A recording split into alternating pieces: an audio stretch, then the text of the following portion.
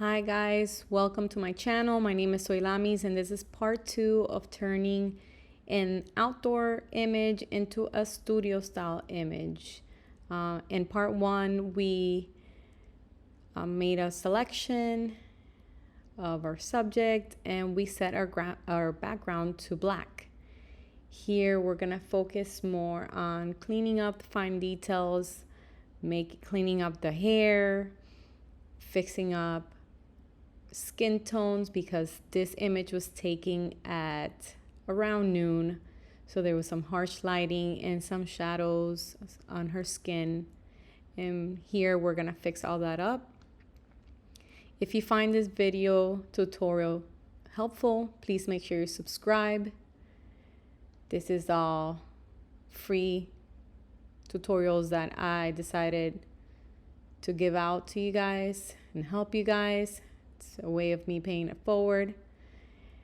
In the first video, in part 1, we were fine-tuning the selection of our hair using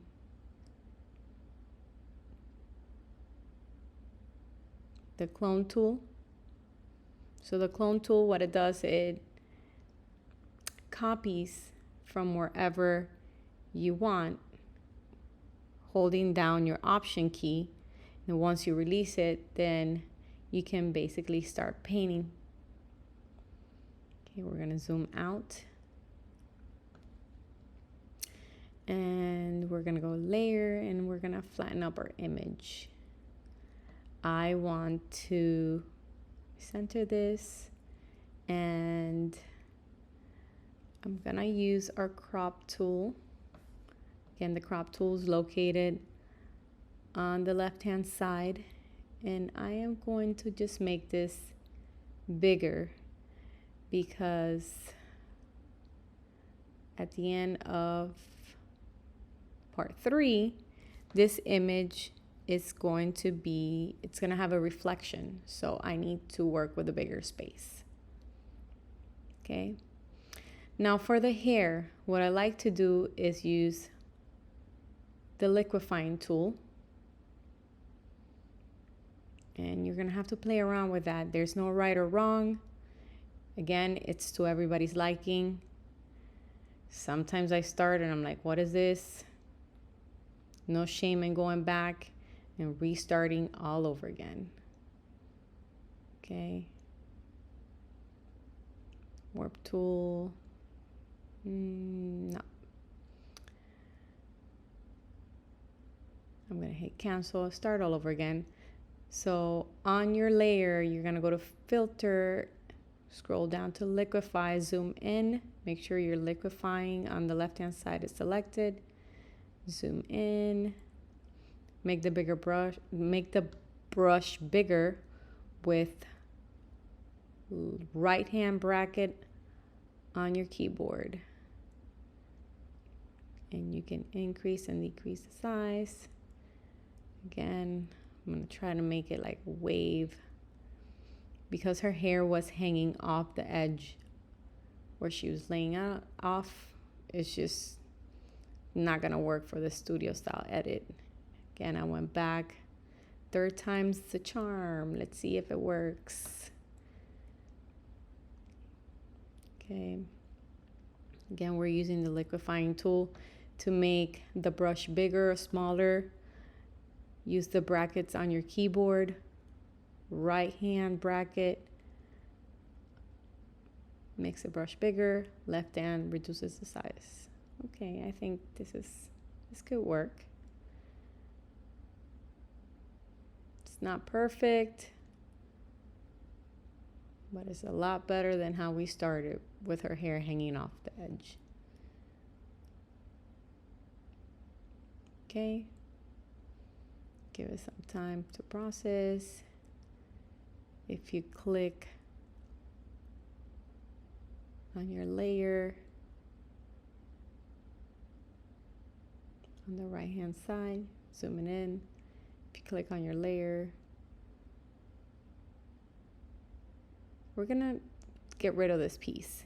If you hit, again, this is for Apple users, If you hit J, that's your correction tool, and it's gonna get rid of that little piece. That's exactly what I just did. That little. Now, I don't usually altering the bodies of the model, but for this edit, since we're using the liquifying tool, you can also use this for the body. I'm gonna make her bum just a little more round. Her belly as well. Her belly was fairly small, so increase the size of my brush, and I'm just gonna tug her belly just a tad. Okay, there you go. Again, this is for educational purposes. I normally don't like to alter bodies. This is so you guys can know what the liquifying tool can be used for. Now, it's not only for hair, you can also do it for the body. Okay, so I'm pretty satisfied with the way her hair looks right now. I'm gonna flatten that image, layer, scroll down, flatten image, and I think it looks pretty good. Now we're gonna focus on the shadows. Okay, hit Command J, create a layer. We're always gonna be working on the layer copy, okay? So make sure your layer copy selected on the right-hand side. And you're gonna go to your spot healing. Click on option, scroll down to the patch tool. You're gonna make a selection right here of that shadow. Okay, then you're gonna click and drag, and what it does is it reads, picks up skin tone nearby. Okay, there we go. Sometimes you have to do it multiple times. I'm gonna do it here on the leg as well. Pick from her thigh. I think that looks pretty good.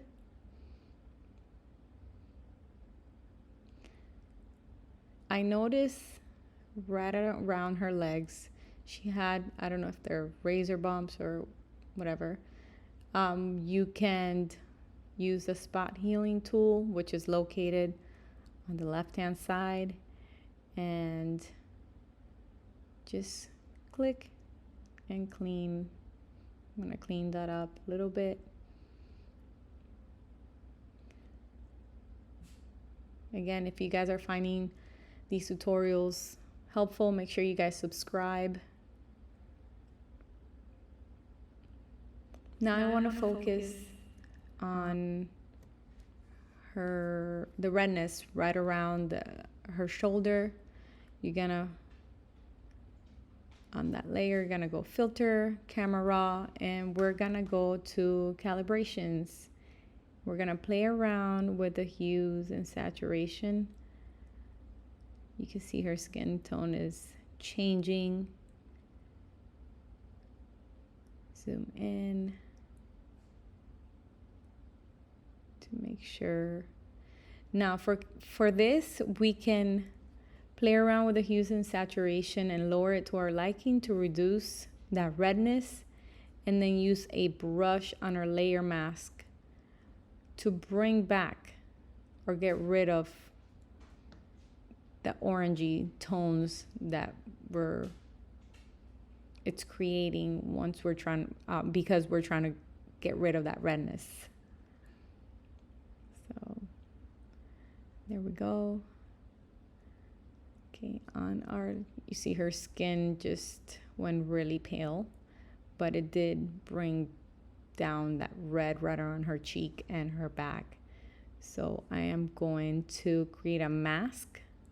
Okay, you're gonna go to the bottom right, click on the mask, and we're gonna use one of our brushes and set it to black. Okay, make sure you don't go around that red part of her cheek. Just bring back some of that color on her body, her legs. Now, if you look at right where her forearm is, there's a lot of red there. So I'm going to zoom in and I'm going to paint with white brush. Okay, you see we removed all the redness from her forearm.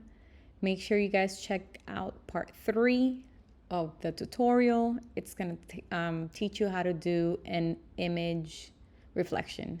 Thank you for watching, guys.